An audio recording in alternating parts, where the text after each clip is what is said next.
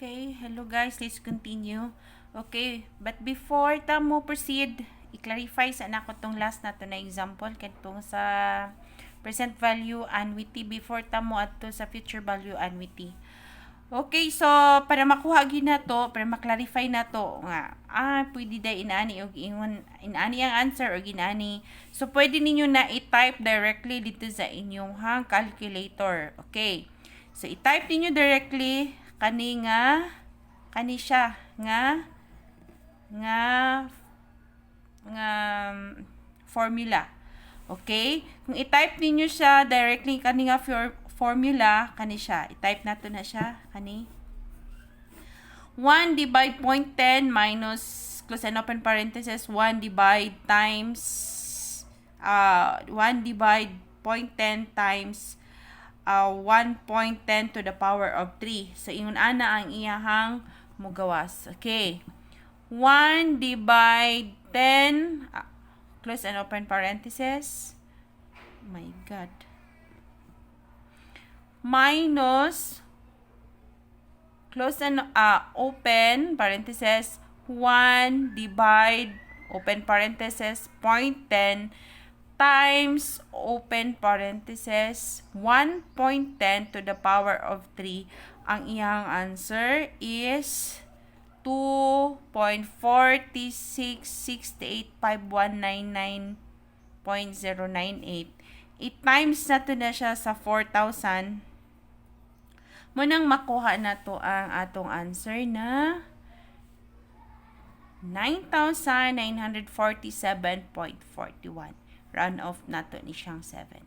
Okay, na-clarify na. Pero, kung gusto dyan ninyo nga, i-round off lang na to, kaya lisod siya pag-input dito sa atong calculator, pwede siya nga i-round off na to daan, kining 7.51, kaya taas man to siya kayo. Okay lang, ang answer is 9,960 compared to 99474.41 is the same, correct. Okay, so let's proceed to our example, future value of annual payments or future value annuity. Okay, na the example diri, you plan to save 4,000 every year for 20 years and then retire. Given a 10% rate of interest, what will be the future value FB of your retirement account? So, muna siya annual future value annuity. Okay, so na siya formula nga makita na to diri. Future value is equal to C times PVEF times 1 plus RT. PVEF, makita na to unsa ng PVEF is equal to 1 divide R minus 1 divide R, close and open parenthesis, 1 plus R to the power of T. So, nahitabo, ingon ani siya. 4,000 times 1 divide 0.010 minus 1 divide 0.010 to the power of 20 times 1% to the power of 20, kay 20 years man siya. Okay, ang iyang answer is 229,100. Pwede po na to i-direct ni siya pag-input sa calculator. Pwede po na to siya i-round off into 2. So, itong sulayan, in-round off na to into 2. Unsay kalahian niya. Okay. So, sa future value annuity, FB is equal to 4,000. I-times na to 1 over 0.10 minus 1 divide 0.10 times 1 plus 0.10 to the power of 20. I-times na to siya og 1 plus 0.10 to the power of 20. So, kung i-specify na to, 4,000, 1 divide 0.10 is 10 minus 1 divide 0.10 times 1.10 to the power of 20 times 1.10 to the power of 20. Okay, isa-isahan na to. Pwede na to idiretso. Kani siya, kani. Pwede na to na i-direct. Or pwede po na to siya i-run off. Okay. Kung i-run off na to, okay.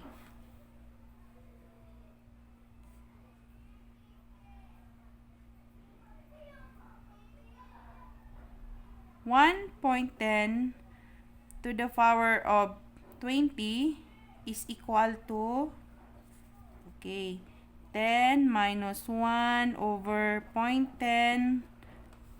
Ang answer ani niya kani is 6.73. Okay. Times, ang answer ani nilang duha, 1.10 to the power of 20. Oh no. 1.10 to the power of 20. 6.73. Same na siya. Okay. Is equal to 4,000. Okay. Is equal to 4,000. 10 minus 1 divide 6.73 times sa 2.10 is equal to 0.673. Okay? Times 6.73. Okay? So, continue to diri dapita. 4,000 times 10 minus 1 divide 0.673 is equal to 1.49 times 6.73. Okay? Is equal to 4,000 10 minus 1.49 is equal to 8.51. 8.51 and then times 6.73. Okay? 8.51 i-times na to sa 4,000 is equal to 34,040 times 6.73 times 6.73 is equal to 229,089.2. Okay, so ang yang na siya diferensya gamay diri 229,089.2 diri is 2 to 100. So gi-round off ni kani wala gi-round off. Okay, pwede po nato na siya i-direct na same sa pagkabutang nato ani. Okay? So pwede nato na siya i-direct to another. So na lang siya diferensya na 11 or 10.80 pesos compared dito sa wala gi-round off dara. 229,100 compare na to sa 229,089.20 so na lang siya diferensya na 10.80. Okay, pwede na to siya i-direct para makita gid nato tama ba ang iyang answer.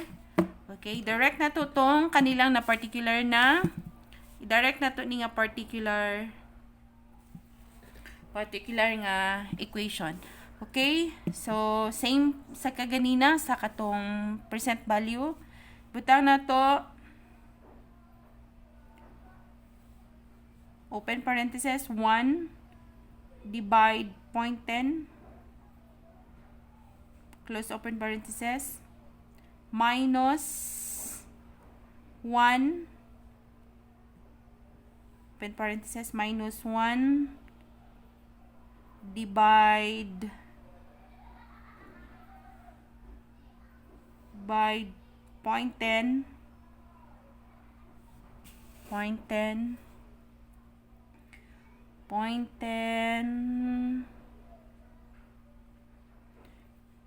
times open parenthesis times 1.10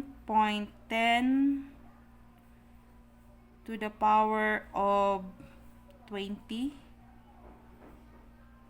is equal to, kita ninyo, is equal to 8. Okay, so 4,000 times na to og 8.51 blah blah blah blah times na to aning kani, ang answer ani automatic na nakita na to ganina. Kani siya, i-times na to og 4,000 is equal to 34,000 times na to, parenthesis, 1.10 to the power of 20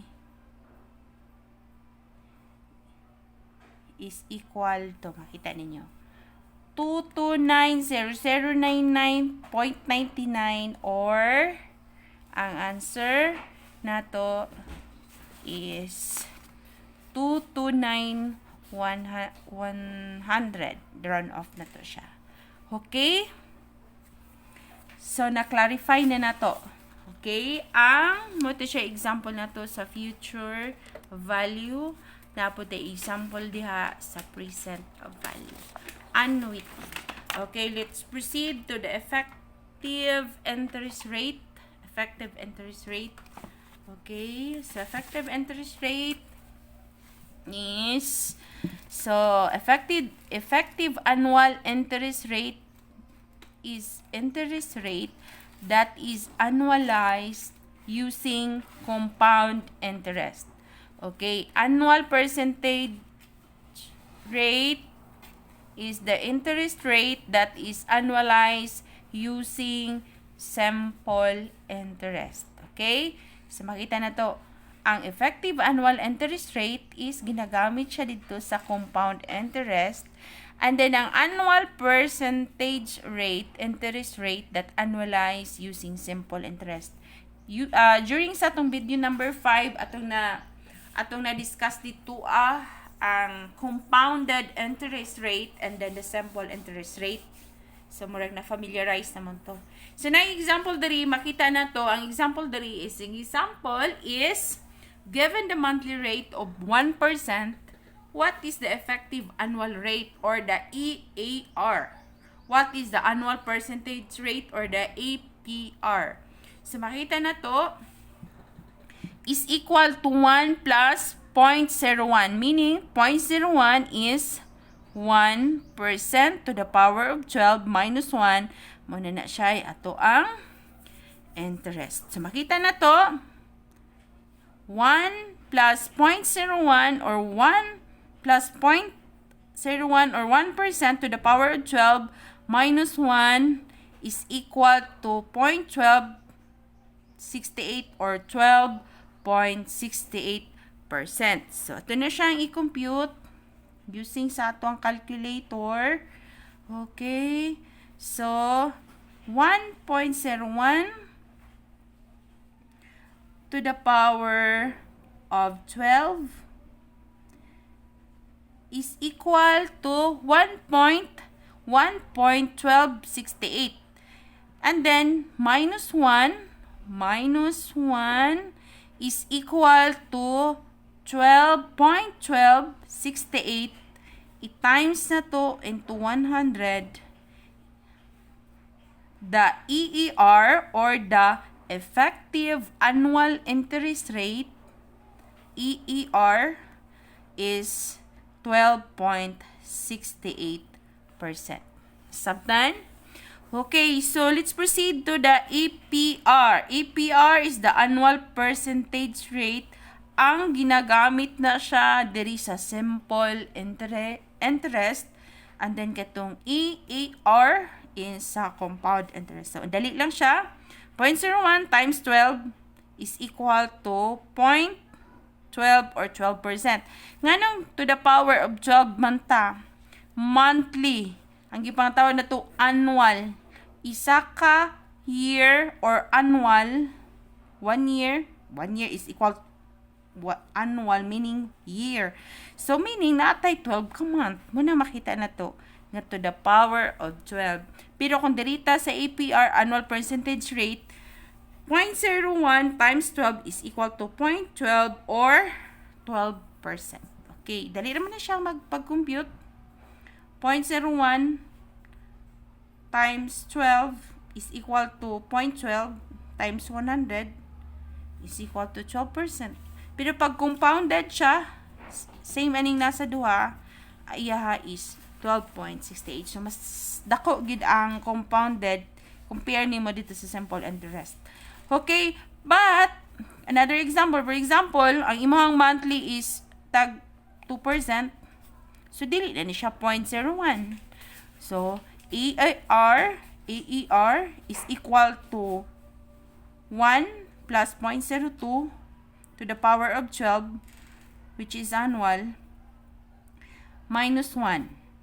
Okay, equal 1.02 to the power of 12 minus 1 is equal to 1.02 to the power of 12 minus 1 is equal to 0.2682 times 100, 26.82%. Kung 2% ang atong example.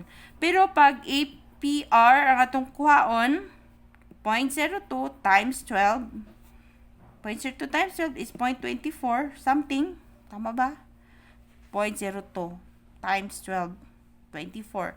Times 100 is 24%. So, dali lang ang saan pagkuha ang effective interest rate. So, mo ni siya ang example. Kung monthly na to is 1%. Pero, pag miyo ko drag quarterly 5%. So, dili po siya 12 ang butang na to diri. 4 ang atong butang diri. Kay, upat man ka quarter ang isa ka tuig. Okay? Nasabtan ba? Kung magbutang ko quarterly, ang ato ang time diri dili siya 12. Kay ang isa ka tuig upat ra siya sa quarter, gibutangan nato na siya 12 kay monthly man siya, ang isa ka tuig na ay 12 ka month. Okay, nasabtan. Okay, let's proceed to inflation. So inflation is the rate which prices as a whole are increasing. So siya tawag inflation, pagtaas sa mga presyo sa palaliton. Okay, pag magbaba, unsi pangalan, deflation. Okay, so next, nominal interest rate, rate at which money invested grows. Real interest rate, rate at which the purchasing power of an investment increases. Okay, so iyang formula unsan pagkuha na to, 1 plus real interest rate is equal to 1 plus nominal interest rate divide 1 plus inflation rate. Okay, so approximation formula, interest rate is equal to nominal interest rate minus inflation rate. Okay, so ang iyang approximation, real interest rate is equal to nominal interest rate minus inflation rate. Okay? So, example, example. So, if the interest rate of one government bond is 6% and the inflation rate is 2%, what is the real interest rate? Okay. So, example na to, if the interest rate sa government bond daw is 6%, ang inflation is 2%, what is the real interest rate? So, mato siya makita na to diya. 1 plus real interest rate is equal to 1.06 divide 1.02. Kay, wala man siya. Nominal is 6. Inflation rate is 2%. Munang nakabutang 1.02. So, 1.06 divide 1.02 is equal to 1 plus real interest rate is equal to 1.039. Okay? So, real interest rate, ang atong 1, atong ibalhin diri, mahimo siyang negative. So, the real interest rate is equal to 0.039 or 3.9%. So, unsa ang pagkuha sa 3.9%? 0.039 times 100, muning makuha na to nga 3.9%. So, the real interest rate is 3.9%. So, meaning, the approximation real interest rate 0.06 minus 0.02 is equal to 0.04 or 4%. Okay? Dali lang siya ha. Okay, so makita man ito kanina formula. Basta sa 1 plus real interest rate is equal to 1.06. 1.06 divide 1.02. 1 plus real interest rate is equal to 1.06. Divide na to. 1.06 divide 1.02 is equal 1.06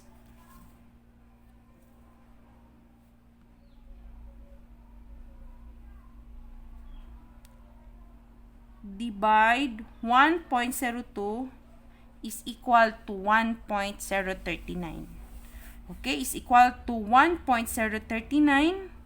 And then, real interest rate, ibalhin na tong 1 diri, mahimo siyang negative, mahimo siyang 1.039 minus 1 is equal to, real interest rate is 0.039 times 100 is equal to 3.9%. Okay. Mula na siyang pagkuha. Pero sa approximation, dali lang siya pagkuha. 0.006 minus 0.02 is equal to 0.04 times 100 is equal to 4%. Okay? So, dali lang na siya. Okay, so remember, current peso cash flow must be discounted by nominal interest rate. Real cash flow must be discounted in real interest rate. Okay? So, that's all for chapter number 7. So, let's proceed. Next video, the rest and return. The rest and return. Okay, so if you have some clarification or question regarding the video, so please chat and message me sa messenger. Or sometimes na mga video nga lahi ang akong istorya sa akong gitudlo. So pasensyahe. Lahi ang akong palitan. Example, may ako 6,000 pero diri akong gitudlo is 6%. So nadyo mga nga mga error. Okay, so pasensyahe. Okay, so that's all for video number 7. So let's continue 8. Okay.